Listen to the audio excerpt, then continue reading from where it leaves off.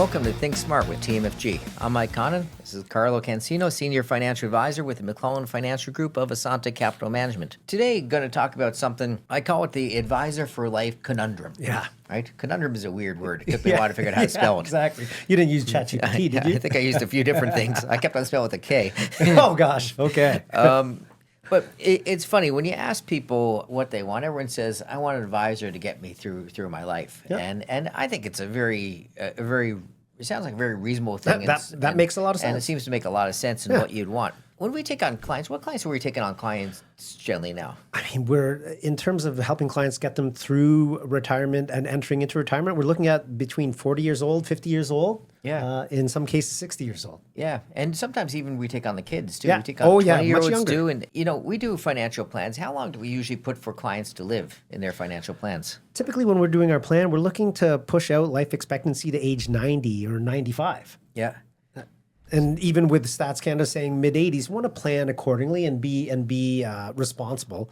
But that can leave for a very long relationship life. Well, yeah, what is going is, I guess if you start at the extremes, if you take on a 20-year-old and they're going to be there, you could have an 80-year career. Yeah, exactly. Taking care of someone's finances. Yeah. And I guess in general, you almost have a 50-year career. So our goal is basically to take care of people all through life and their family to estate plans. And I'm now doing this 32 years, so I've taken a lot of people in from the point where they were just retired and went all the point where I've take care of their spouse after they pass away and work on the distribution for the kids. So I've been through that with quite a few clients. Mm-hmm. But as I said, my career is at 32 years. I'm the oldest guy in the room a lot of times.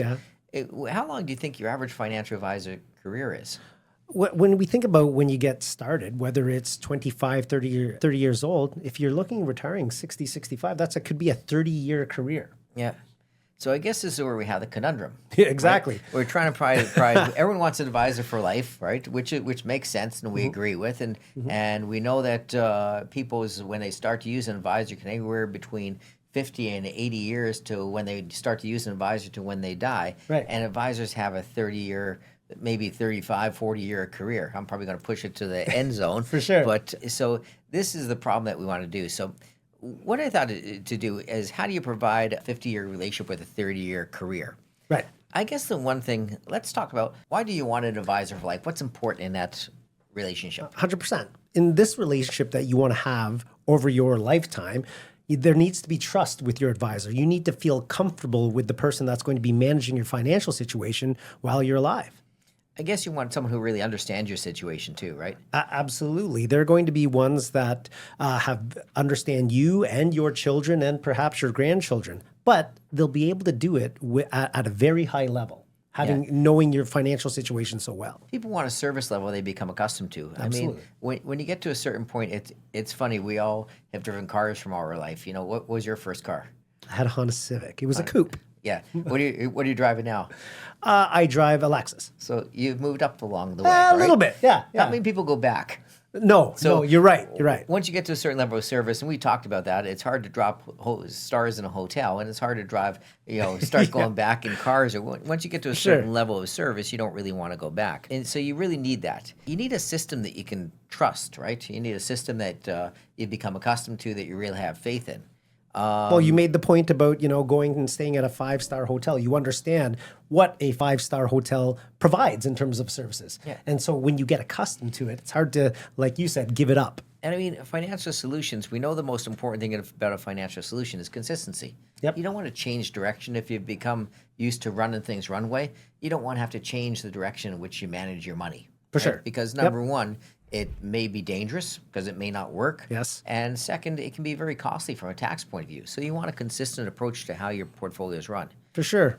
And I think working with an individual for that period of time, you get to like that person. You understand their personality. So you get accustomed to that, how your advisor, how they speak and how they speak to you. And there's a comfort level because that personality works.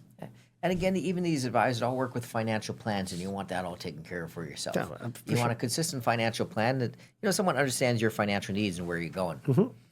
So I guess the idea is, so rather than advice, address the situation we can't control. Right. We can't say, I can't have every advisor who starts to work for us say, here's your 80-year contract. Yeah, You're exactly. here for life, Yeah. sign your soul away. Yeah. So along the way, we have to go and think of those important parts of those relationships that we can actually control and keep consistent, right?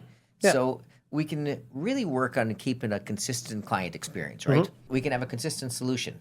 Yes. That's brought out throughout the organization, that we all go in the same direction. There's no one going in different directions with anything. Hey, you talked about the financial plan. Having a financial plan that's set up but updated according to the changes that happened in your life. I find the key is you can really take care of families rather than individual people too. Yep. You take care of the whole family. It's interesting. In our hiring process over here, we've had some things that we consider the most important thing. Whenever we go to hire an individual, we look at 4 main traits. Yep. What's the first one? Well, we definitely want to hire somebody that has a high level of professionalism. You know, they have a high level of integrity, are looking to do the right thing for clients. And next one is motivation. They have to be motivated. They have to really want to go and learn and expand their skill set. Yeah, be self-motivated. Look for ways to add value. Yeah. Right?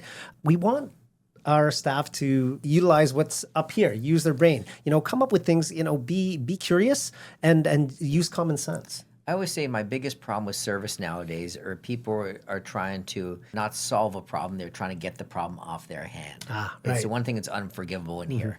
If someone has an issue, it's not to be passed on. Whoever is talking to them at that point, you have to find a way to solve their issue. Or you own it. You own that problem. And you know, think about the right way to do things. Don't just go by, you know, just some type of diagram that says just follow this chord of how you do things. Right. Use your brain at all times and think about, put yourself in that client situation and make sure you solve the problem as if you had the problem yourself. No, that's fair.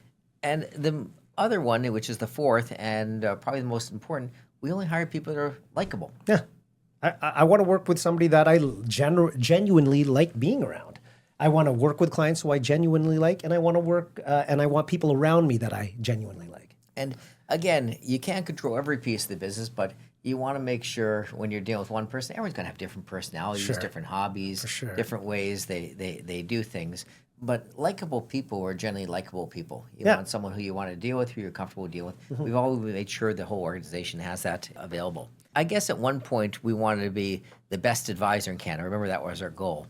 We've sort of changed that. Our goal is now to provide the best financial advisory experience to all of our clients. Right. And again, it's been going in a very good direction. We've hired great advisors along the way. We have great senior advisors. We have great associate advisors. So I've been very happy with the direction that's been going. For sure. And what we've seen is in advisor practices that we've taken over, that the value really is in the high level of service that they provide. And that's what we've seen from these new businesses we've taken over, that they've stuck around with that advisor's office because of the high level of service. It's the key. We've taken over some great advisors' books, and they were fantastic advisors. And what we found is you have to go and provide a service level to make that work. And that's the key to increase the service level. And, you know, always be consistent with the service you provide and available at all times. Right. So if we can summarize, I mean, it's great to have that one advisor that you work with that you will feel comfortable with. But what we're building here is an experience. Yeah. Right. An experience that everybody, all clients can be comfortable with. And hopefully when you come in for your next meeting and you get to talk to all the people in the office and get to an idea of the whole team that's working to provide that service. Yep. Well, thank you very much. That brings us to the end of another episode of Think Smart with TMFG, and have a great day.